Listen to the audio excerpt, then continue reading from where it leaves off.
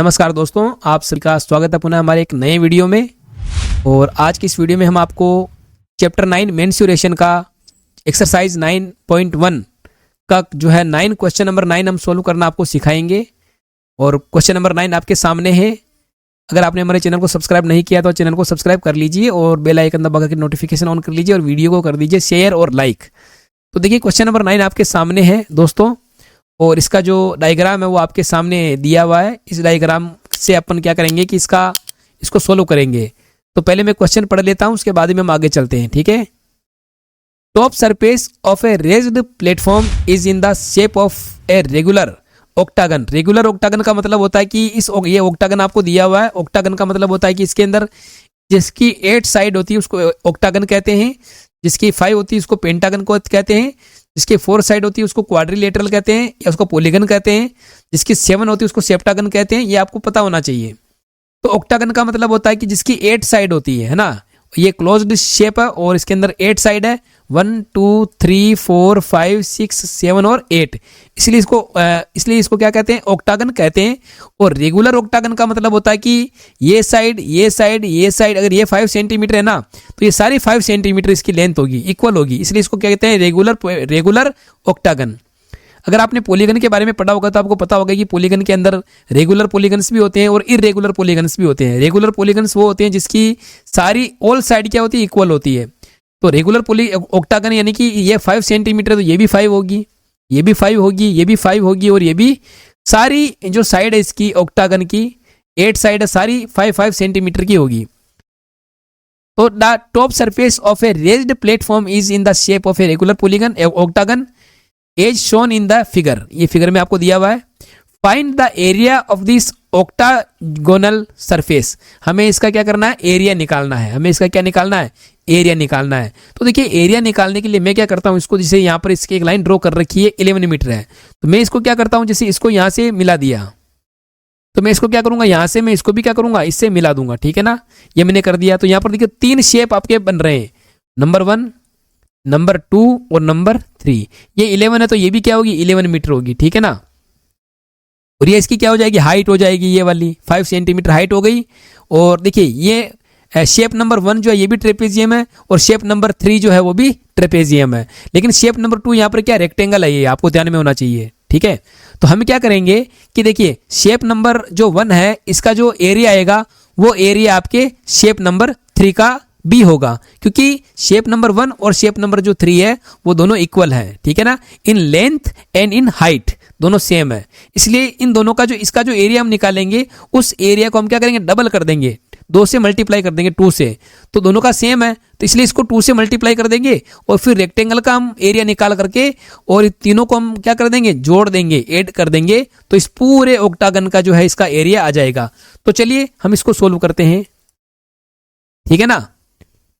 तो हमें क्या करना है, इसके अंदर देखो 3 शेप बन रहे हैं इसमें, नंबर 1, नंबर 2, नंबर 3। तो यहां लिखेंगे शेप नंबर 1, यहां लिखेंगे in shape number 1, in shape number 1 ये हमने लिया। इसमें क्या दिया हुआ है, इसके अंदर इसका देखिए ये क्या ट्रेपेजियम है, ये क्या एक ट्रेपेजियम है।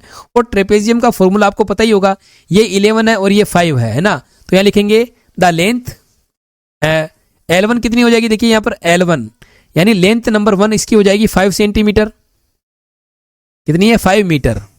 और पैरेलल साइड, दोनों पैरेलल जो साइड होगी ना, पैरेलल साइड L1 की होगी 5 मीटर और दूसरी L2 जो हो जाएगी वो हो जाएगी हमारे पास 11 मीटर। देखिए इसमें ये 11 मीटर है और ये 5 मीटर है, ठीक है ना। और इसकी जो हाइट होगी H वो कितनी होगी, देखिए वो होगी हमारे पास H 4 मीटर। ये 4 मीटर आपको दी हुई, देखिए ये 4 मीटर, ठीक है ना। तो इसके हम क्या निकालेंगे, इसका एरिया निकाल लेते हैं। तो यहां लिखेंगे एरिया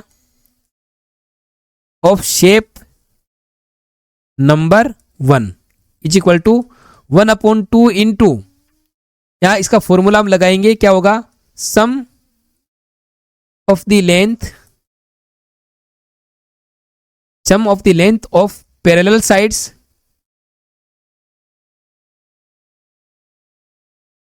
साइड्स इंटू H। तो देखिए 1/2 into sum of the length of parallel side, तो दोनों जो पैरेलल साइड हमारे पास 5 मीटर और 11 मीटर, इन दोनों को हम क्या करेंगे, ऐड करेंगे। तो 5 + 11 इंटू एच कितनी इसकी 4 मीटर, ये हम लिखेंगे यहाँ पर 4 मीटर। और इसको हम सोल्व करेंगे 1/2 इंटू 5 और 11 कितने हो जाएंगे 16 इंटू 4/1 कर देते हैं। 2 1 जा 2, 2 8 जा 16, 8 टाइम इसको हम काट देते हैं, कैंसिल कर देते हैं। तो ये हमारे पास हो जाएगा 8 इंटू 4 इज इक्वल टू 8 4 जा 32, और ये क्या है, मीटर है, इसलिए यहाँ पर लिखेंगे मीटर स्क्वायर, ये इसका एरिया हो जाएगा। तो ये हमारे पास एरिया आया किसका, 32 किसका आया हमारे पास, शेप नंबर 1 का। हमने यहाँ पर देखिए पूरे में हमने क्या किया, इसको अपन ने यहाँ से इसको मिला दिया, ये हो जाएगा हमारे पास शेप नंबर 1, शेप नंबर 2 और शेप नंबर 3। तो 1 का और 3 का क्या होगा, सेम आएगा, ठीक है ना। इसलिए हम इनको क्या करेंगे, इसको मैं डबल कर देता हूँ, तो ये आ जाएगा शेप नंबर 1 और शेप नंबर 3 का एरिया। तो यहाँ लिखेंगे एरिया नंबर 2, है ना, यह हमने लिखा है, लिखेंगे यह आया हमारे पास, हम निकालेंगे एरिया नंबर शेप नंबर 3 का निकालेंगे। तो यहाँ लिखेंगे area of shape number 3 is equal to area of shape number 1। तो शेप नंबर 1 का कितना आया था, 32 मीटर स्क्वायर, ठीक है ना, ये आ गया हमारे पास। तो इसका एरिया भी कितना आएगा, 32 metre square. Area of shape number 3 भी कितना आएगा, 32 मीटर स्क्वायर। तो यहाँ लिखेंगे area of shape number 3 is equal to 32 metre square, ये आ गया हमारे पास। तो ये आया हमारे पास, देखिए ये वाला क्या है, ये देखिए ये हमारे पास शेप नंबर 1 का आ गया, ये शेप नंबर 3 का आ गया। अब हमें निकालना है शेप नंबर 2 का। तो शेप नंबर 2 हमारे पास क्या है, रेक्टेंगल है ना। तो यहां लिखेंगे in shape number 2, in shape number 2। तो शेप नंबर 2 में देखिए, 2 में क्या दिया दिया अब आपको, इसकी लेंथ दी हुई है, ये 11 है, तो ये भी क्या हो जाएगी 11 हो जाएगी। और ये इसकी क्या दी हुई, 5 मीटर दी हुई है, तो ये इसकी L हो जाएगी, ये इसकी B हो जाएगी, ब्रीड्थ। तो यहां लिखेंगे इन शेप नंबर 2, है ना, ये क्या रेक्टेंगल है, ठीक है ना, इन शेप नंबर 2। तो ये शेप नंबर 2 क्या है, रेक्टेंगल है। तो यहां लिखेंगे L is equal to 11 metre और B हो जाएगी इसकी 5 मीटर एज गिवन, ठीक है, जैसा कि इसमें दिया हुआ है। तो यहां लिखेंगे area of shape number 2 is equal to L into B, क्योंकि ये क्या है, रेक्टेंगल है, ये क्या है, एक रेक्टेंगल दिया हुआ, इसलिए रेक्टेंगल का फॉर्मूला हम इसमें लगाएंगे। 11 इंटू 5, 11 5 से कितना होता है 55 मीटर स्क्वायर। अब हमें क्या करना है, इस टोटल पूरे ऑक्टागन का निकालेंगे। देखिए इसका आया था 55 मीटर स्क्वायर, इसका आया था 32 मीटर स्क्वायर, 32 आया, 35 आया था, 32 आया था, और इसका भी कितना आया था 32 आया था। अब हम क्या करेंगे, पूरे का निकालने के लिए इन तीनों को क्या कर देंगे, ऐड कर देंगे। तो यहां लिखेंगे टोटल एरिया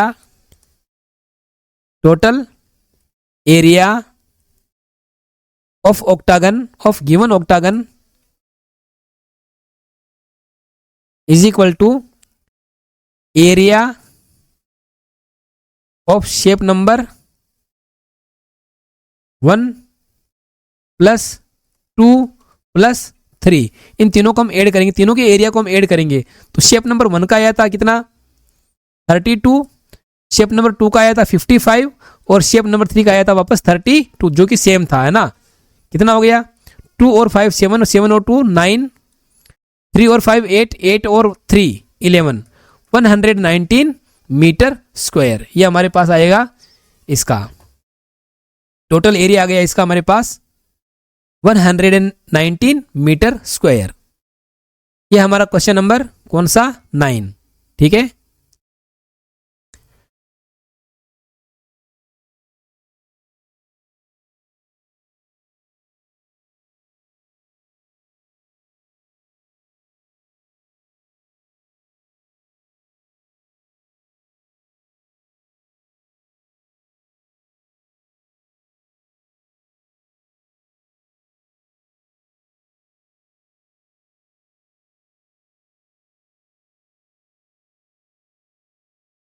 ये हमारा हो गया। तो ये था हमारा क्वेश्चन नंबर 9 कंप्लीट, ठीक है।